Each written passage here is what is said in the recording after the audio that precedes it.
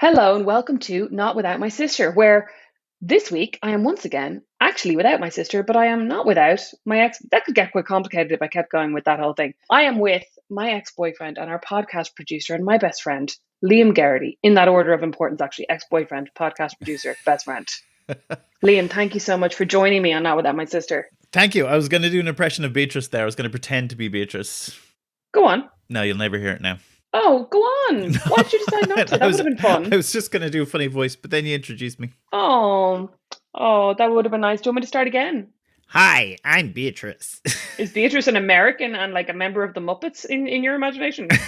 Well, I'm not very good at doing That was voices. very much one of your... No, do your Mickey Mouse. That's good. My name's Mickey Mouse, and welcome to Not Without My Sister. Shucks. Gosh. Sorry, who was the gosh supposed to be? That was Goofy. Oh, okay. But Mickey Mouse was good, and then the Goofy kind of threw me off. Yeah, I can't do Goofy really saying anything except for... No, I can't do it now. It's gone, forget it.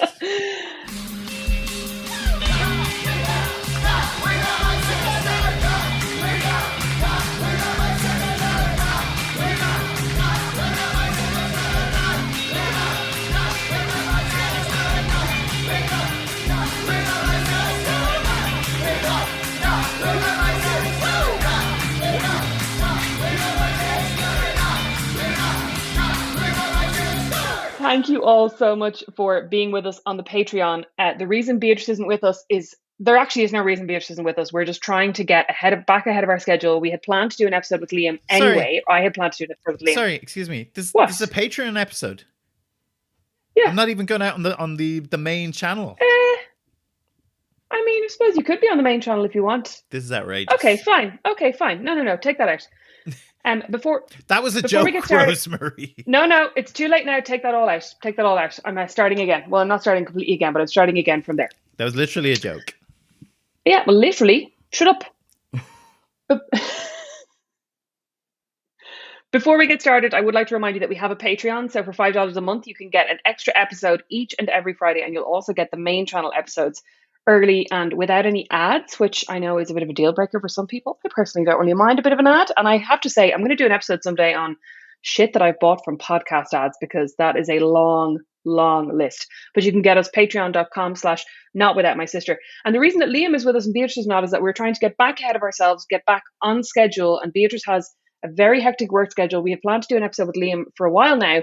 And I thought, why not do it now? We'll just get everything in the bank, so to speak. And as our podcast producer, I know that's a big priority for you, isn't it, Liam? Oh yeah. Don't correct me on my own podcast.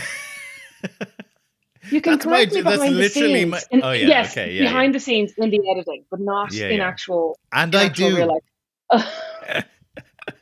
Would you like to share? Are there any particular examples you can think of things that you've taken out? There was one from last. There was one that involved a comment that revolved around a thumb in a bum, which people will have heard in the episode, but they won't have heard this additional little comment that had to be nipped out for. Didn't I say something about he knows a lot about thumbs and bums, and then I was like, wait a minute, no, that's weird. Take that out. Yeah, but listeners will have realized that what you just said was bleeped out, because if I had to take it out of that episode, I also had to take it out of this episode. So, well, no, because I didn't name, so I think it's actually fine. Well, they could just go back and listen to the last episode. This is why I'm your producer. Oh God. Okay. Well, listen. What I wanted to talk to you about first is we've done at least one episode, and we've definitely touched on it a couple of times, about being friends with your ex, right? And you and I are the most famous exes that I know who have managed to stay friends. I mean, because I don't know them. Well, I'm trying to think. Do I know any celebrity exes who are still best? Anyway, sorry, irrelevant. What I want to know is, how do you feel about the entire, like, the concept of staying friends with an ex? And like, is that something, like, are you the instigator? Are you the person who's like, I always stay friends with my ex? Is that you? Well, I've stayed friends with you. I've stayed friends with another ex. Let's see. I'm quite friendly with a third ex. Why are What? you I making thought you scrunchy? were like. You're making scrunchy faces like I'm the only one. I'm supposed to be the only one. You're cheating on me with these other exes. Exes. Well, A, I thought I was the only one. So when I was asking that question, I was like, haha, trick question. But B, I thought you were a like scorched earth type of person Oh, I who literally just am. never wanted to like see, hear, or know of your exes ever again. I am in certain circumstances, depending on how the relationship ended. Oh, Yeah, okay, interesting. Interesting. So let's talk about that. How does a relationship have to end for you to go scorched earth? badly. I mean, badly, but like, Yeah, yes, I mean, yeah, but like, this is why you're behind the producers, behind the curtain. yeah, because I'm not. Yeah, because I was just thinking before I came on. I hate talking about personal stuff. So this is why you excel at this, because you'd be just like, well, let me tell you about this awful time I had a breakup with someone. No, well, I think like I broke up with a guy years ago who I think when we broke up, it was quite kind of like not friendly, but like, it was relatively okay for a breakup. It wasn't a bad breakup. And we said, and we both were like, oh, we really want to be friends and let's stay friends and blah, blah, blah. And then we just didn't, through no particular like animosity or anything like that. But Yeah, it wasn't a decision not to stay friends. You just didn't stay friends. yeah, like I think when you're at the end of a relationship and you're breaking up, like you kind of still, if you still kind of like that person, you kind of feel like, oh, I still want you to be in my life, because you're having that like ridiculous breakup thoughts and feelings. Oh, breakup angst is the worst. Like literally, when you go from, I think it's just so hard. It's so hard to go from seeing somebody and talking to somebody every day and then suddenly be expected to like forget about them. Yeah. Do you know what I mean? Like that's not an easy, like it's not easy and it's not natural because we don't do it in any other. You say it's not easy. It's can be very easy, like in certain circumstances. Like, great freedom. Okay, so like when you decide to go scorched earth, when you decide you're definitely not going to be friends with somebody after you've broken up, do you delete their number? Do you never contact them again? Because I'm always someone who'll like check in to go like, hey, just want to see how you're doing. Hope you're okay. Hope you're not finding this too hard, this tragedy. I think probably like when I was younger, I probably when I was younger, I was a bit more scorched earth, kind of like delete everything, block them on every social channel available kind of thing. Yeah, I don't know. Like I had been in a relationship for a couple of years up until recently. So I haven't been dating for like about 5 years or so. So I don't know. I feel like that's all in the past. I honestly think if somebody crossed you tomorrow, you'd be like, delete their number, delete every picture we ever took together, burn all the art I've had commissioned. Well, yeah. This might be an un-PC question to ask. I love those and I know you love to edit those out, so this is perfect. But yeah, I've got the scissors you're ready. you're obviously bisexual, right? Obviously, people can tell. Well, they can tell because you've mentioned dating men and you're my ex, you dingbat. Oh, yes. So what I want to know is, have you have you ever noticed a difference between breakups with women and breakups with men in terms of how they handle the aftermath? Like in your experience?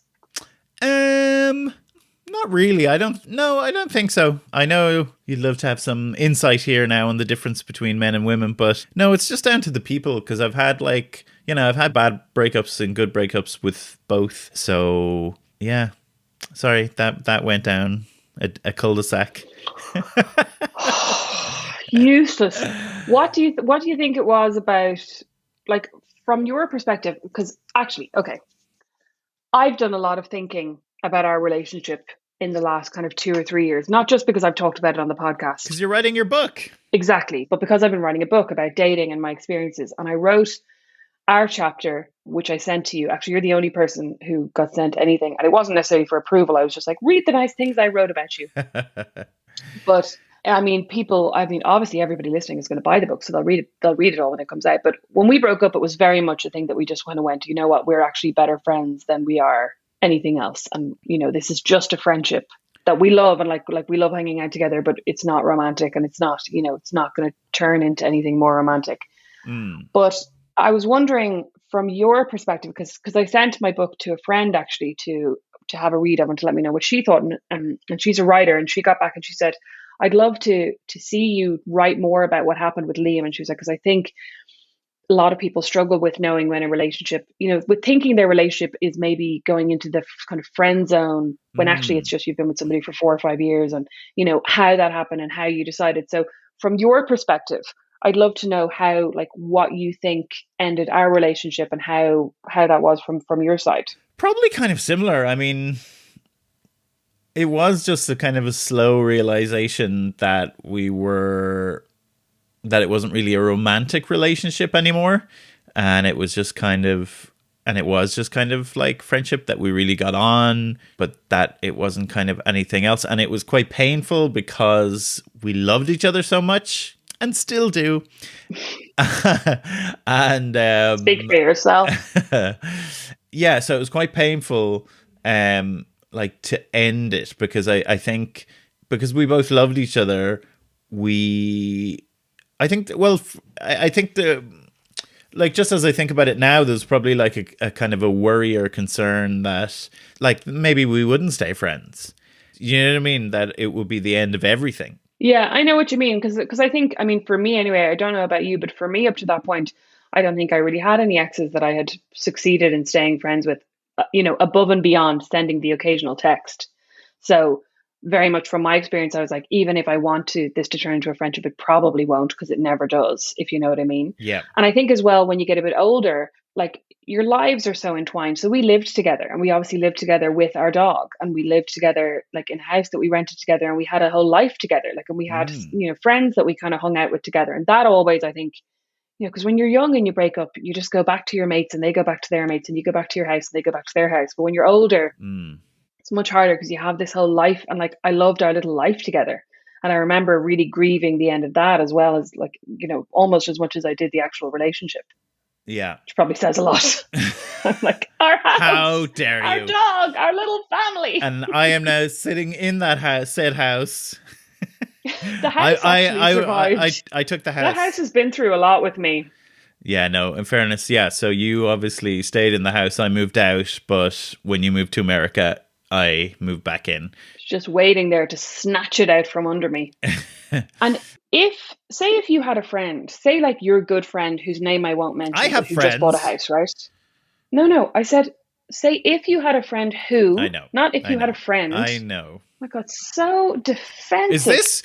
Is this what I'm thinking about, like Beatrice in other episodes where, like, she kind of like jokes, but you don't realize they're jokes? Has that happened before? I think maybe that's happening now.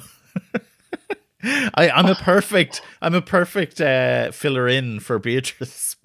Well, it's also not helping that you're not looking at me. You're looking at a screen off to the side. So I can't really see your facial expression. No, you're still not looking at me. I know. I know. You're still not looking. Yeah. No, I know. I'm Do you not just trying not to. know where I'm the not. camera is? I'm not trying to look at you. Yeah, and basically he's not. But yeah, Beatrice says I'm very literal, and we could just move on from that because it's incredibly annoying to me. I'm not literal, and I get jokes all the time. I have a great sense of humor. What I was going to say was, if you had a friend who was breaking up with somebody now, say your friend who just bought a house, right, who's been in a relationship for a while, and this friend said to you, I really want to stay friends, would you have any advice to share on, like, how you think we did it?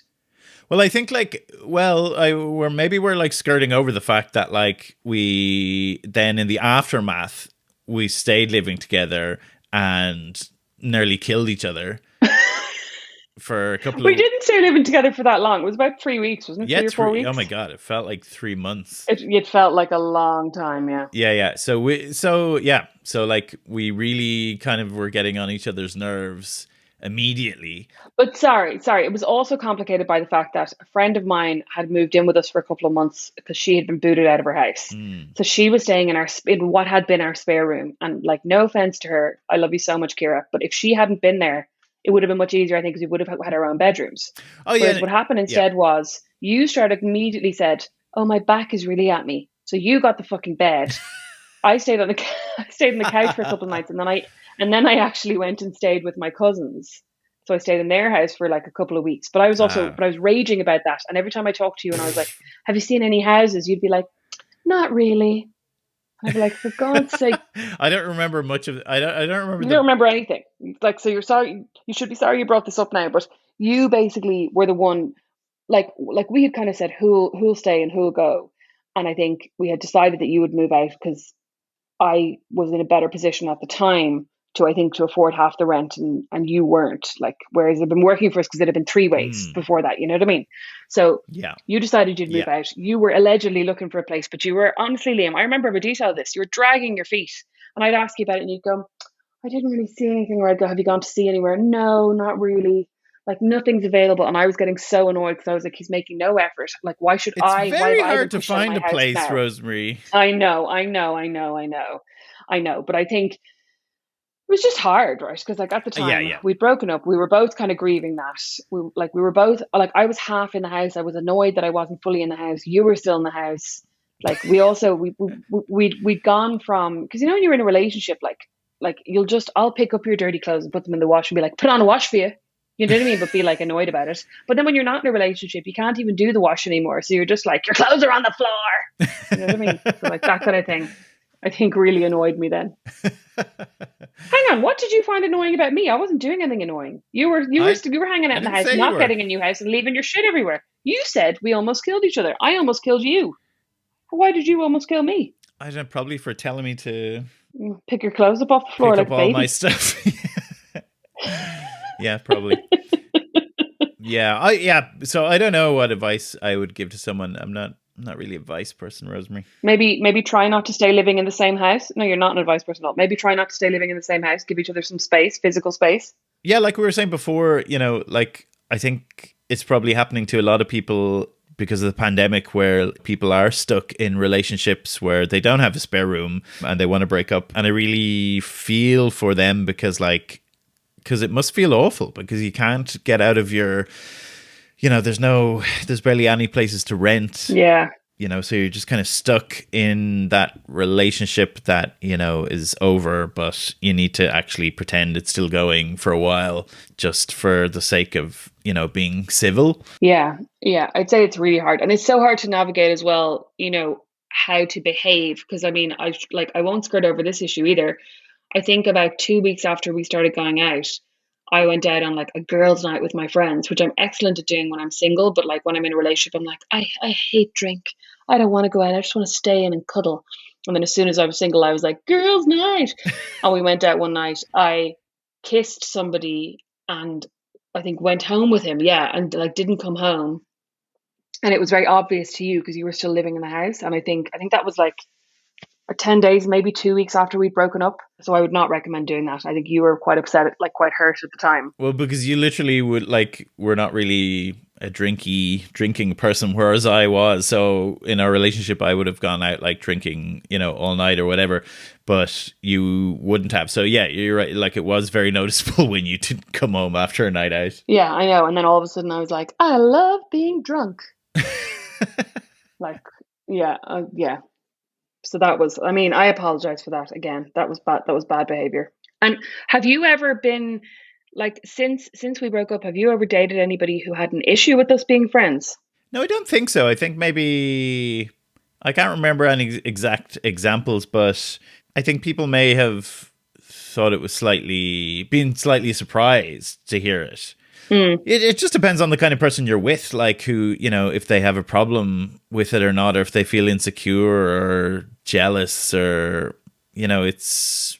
Yeah. I mean, like I've actually dated both. So I've dated people who haven't had a problem with it at all, which has been nice. And I know that, like, you and me and my ex Stephen would have kind of hung out sometimes, and Brandon loves you and I think slides into your DMs on a regular basis to send you stupid links. He does. So, like, I suppose it's nice that it has no issue with it, but I'm also like, stop trying to steal my friend. I love it. But then I've also dated somebody who had a massive problem with it. And, like, oh yeah, I mean, I know.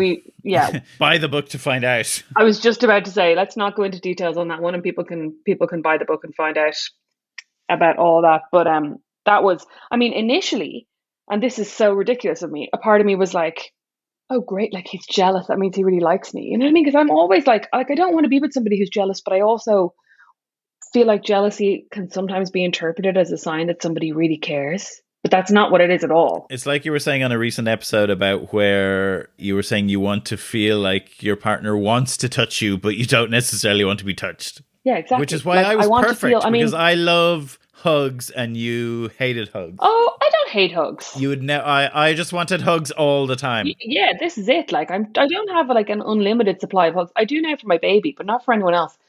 But like, yeah, I think somebody being like slightly, I don't know. I think in my head, I sometimes confuse jealousy with like my partner thinking I'm hot enough to cheat on him. You know what I mean? Like, Okay. kind of like if I'm going on a night out, kind of like if I'm going on a night out, like I want my partner to be like, oh, like, you know, like you look hot. You better not chat to any other, like, you better not I don't know, like, you better not chat to any other guys. I'm like, I never want someone to say that, but I want him to slightly think it. Or I thought I wanted him to slightly think it. And then I dated somebody who was hugely jealous of you. And I just did not find it flattering, did not find it amusing or fun or entertaining. And I'm sure neither did you. Yeah, I definitely didn't buy the book. I mean, I don't know what to say. That's I hope people get out of that mindset. Anyone else who thinks like Yeah. that, because it's not good. Yeah. And you know what? Jealousy isn't, like, in my experience, jealousy is not about how much somebody likes you. It's about how much they want to control you. Yeah. And whether that's down to their own insecurity or not, it actually doesn't really matter, because I think for a long time I was like, oh, they just feel, they're having a tough time and they feel bad about themselves and they, blah, blah, blah. But like, you can make all the excuses in the world, but it's not actually jealousy is not a productive emotion for anybody involved.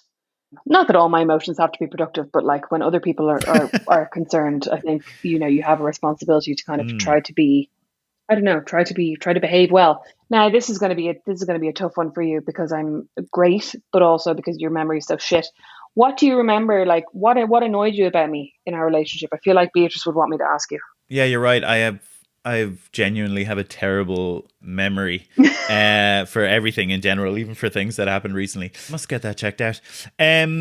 What annoyed me? Listen, I'll tell you what you found annoying about me. My insistence on hashing things out there and then in the moment. Do you remember? Like, we would start having an argument or a discussion and you would just be like, I need to leave the room. And I'd be like, we're talking about this right now. I'd be like, see you later. Yeah, I think I was like that. I was like that. Like, I mean, this is 10 years ago now, is it? Oh, God, Liam. I didn't like confrontation. So it was easier for me to just walk away in arguments. So I don't do that as much now.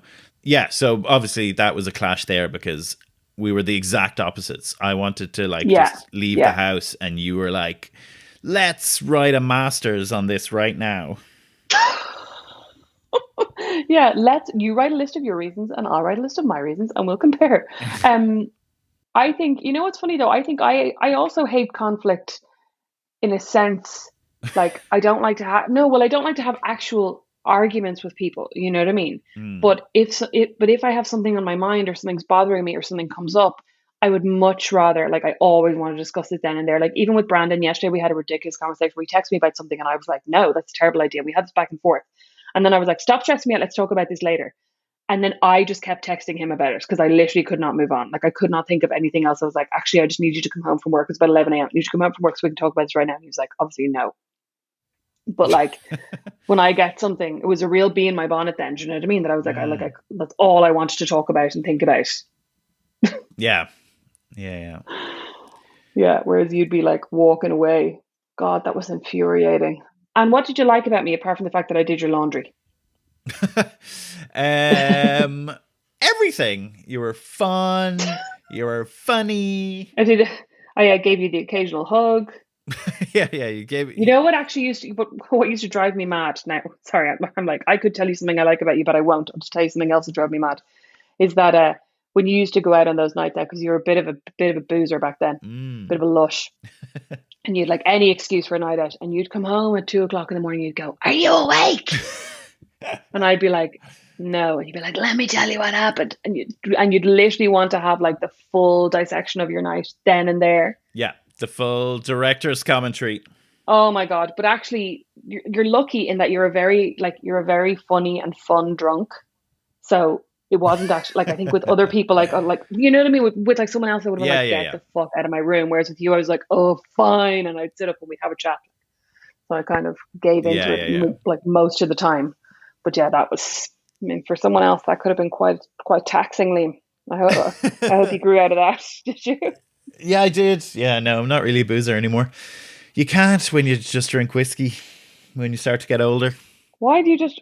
What do you mean you can't when you just drink? You always drank whiskey, didn't you? Jack Daniels and Coke, double Jack Daniels and Coke. That's what I'm saying. I never drank beer. When I first started drinking, I didn't like the taste of beer. I think when I first started drinking, I might have had vodka a little bit for a while, but I very quickly Like switched. 13 and a half. I very quickly switched to whiskey and then just drank whiskey for like the last 20 years. And so I had a really high tolerance for it, so I could drink quite a lot of it. Well, you were saying you can't do that anymore, and I'm saying why not? Just because the hangovers are too bad? Oh, yeah, just because I'm older and yeah, the Oh, hangovers are you're too not able bad. for it. Oh, I get you. I get you. Because you did, yeah, you used to. I remember you used to pack them away. Although, you know what? Being in America now, it's so funny when you have conversations with people about alcohol. Like somebody was telling me recently that one of their friends is an alcoholic or something. And like, I obviously can't control my facial expressions because sometimes when people say this to me in America, I'm like, give me a break. You know what I mean? Like, you're not like, not you're not an alcoholic, but like their standards of being an alcoholic are so different. So like, they'll be like, oh no, but like he couldn't go out on a night out without getting drunk. And I'm like, that's literally all of Ireland. Yeah, yeah, yeah. You know what I No, mean? I'm like, Irish people go out to get drunk. Like, that's why they go out.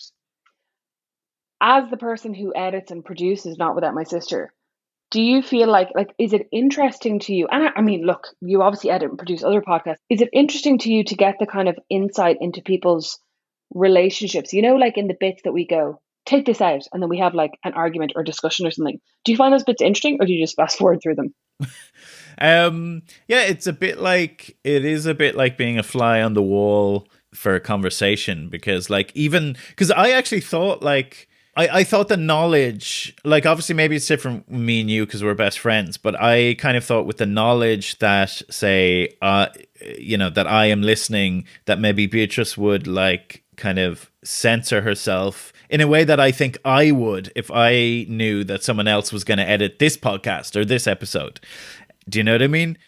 Yeah, yeah. Like, but actually none of that happens. You're just like, both of you are just like so like frank, and even if you have like a little argument or something during the recording or a difference of opinion or something that needs to I be. know we just have it, but that's also, yeah, that's also our personalities. Like we can't not have it. You know what I mean? Yeah, yeah, and then at the end of it, you just be like, will we just move on? Okay, and I'll I'll just know to take those out. You know what's funny? That there were a few weeks where you, I mean, selfishly took some time off, like a holiday. It was rude, Did and we I? had to get someone else. Yeah, and we had to get someone else to edit Sorry. it. Remember? I'd like to clarify. Actually, I needed to take a holiday from editing your podcast to editing another podcast that I was contractually obliged to finish. So I actually wasn't on holidays. Excuse me, editing an award-winning podcast, Petrified, Yeah, that's true.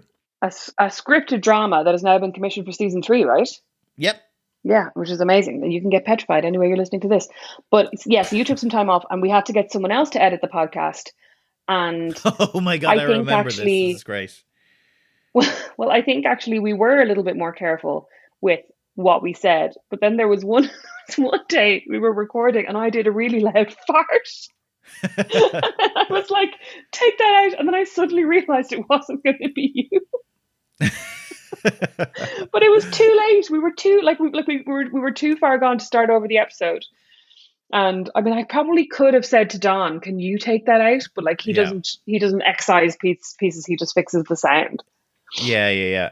I think that's, I mean, not to bore people too much with the editing side of things, but I think we all have a good rhythm together. Like you and Beatrice both like really understand if you say something wrong or if you say something not the right way that you wanted to say it, and you'll go back and say it again. There's a nice kind of rhythm to that not everyone has or has the ability to do. Yeah, because they're just not used to doing podcasts. I actually was a guest on another podcast a couple of weeks ago. Well, it hasn't come out yet, but when it does, I'll share. But there was a moment where I started saying something and I screwed up or somebody opened a door or something happened and I just stopped and then started the whole sentence again. And I could see the other two hosts kind of going, oh, I think they were a bit surprised because they were about to tell me to start it again. And I just did it anyway. Do you know what I mean? Because I was used to it from Okay. like if one of the kids comes in and you're like, I'll just start my sentence again. Arsehole. Yeah, yeah, yeah. Anyway, Liam Geraghty, thank you so much for taking the time out of your podcast production schedule to come and be a podcast guest on Not Without My Sister. Do you want people to follow you? Where can people follow you? Yeah, you can follow me on Twitter. I'm at Liam_Geraghty. That's GEORAGHTY. Am I anywhere else? You're on Instagram at Liam Geraghty Radio. Oh, good thing you remembered. Yeah, I guess I post there sometimes. Although you should possibly change that to Liam Geraghty Audio now. Oh, yeah. You're not really on the radio anymore, are you? I know. Delighted. Yeah. People can download Petrified anywhere they get this podcast. Just search Petrified. You can also listen to Spooky FM if you have any kids. That's a kids radio show that Liam did around Halloween the year before last. If you have watched Brain Freeze, which is a kind of an educational kids show, which is available on YouTube, right? And it was on RTE for a while. Liam also did the puppetry for that. Jack of all trades, Liam. It's like you're just listing my CV now. Well, I'm just telling people all the different places. You know, if someone's listened to this and they're like, I can't get enough of that guy, here's where you can get some more. That guy who can't remember anything and is really cagey with personal information. Definitely want to know more about him. But anyway, if you want to subscribe to us, you can get us. I can't remember what you say. Not Without My Sister is on Instagram at Not Without My Sister. Our website is notwithoutmysis.com. You can email us, notwithoutmysis@gmail.com. If you have any further insights into staying friends with an ex, if you have any advice to give people, seeing as Liam is so useless at the advice portion of the episode, you can email us, notwithoutmysis@gmail.com. And as I said up top, you can sign up to our Patreon, patreon.com/notwithoutmysister, where for $5 a month, which works out at about €4.50 right now, you will get an extra episode. Each and every Friday, you'll get this episode early and ad-free, and you'll get the occasional little tidbit of bonus content, which is coming. We are planning some fun things for this summer and, I suppose, fall and winter after that. I could just list all the seasons. I'm really smart. Thank you so much for listening, and we will catch you next time. Bye. Bye. Not Without My Sister is produced by Liam Geraghty, sound and original music by Don Kirkland, and our original illustration is by Lindsay Nielsen. Petrified, the horror fiction anthology podcast from a darker Ireland, is back. Who's there? Petrified tells the chilling tales of ordinary people encountering the supernatural and their terrifying fates. Oh, dear God! Reverend Mother! CrimeReads.com said Petrified is extremely well written, expertly produced, and brilliantly acted. Don't leave me here! Petrified, Series 2 out now.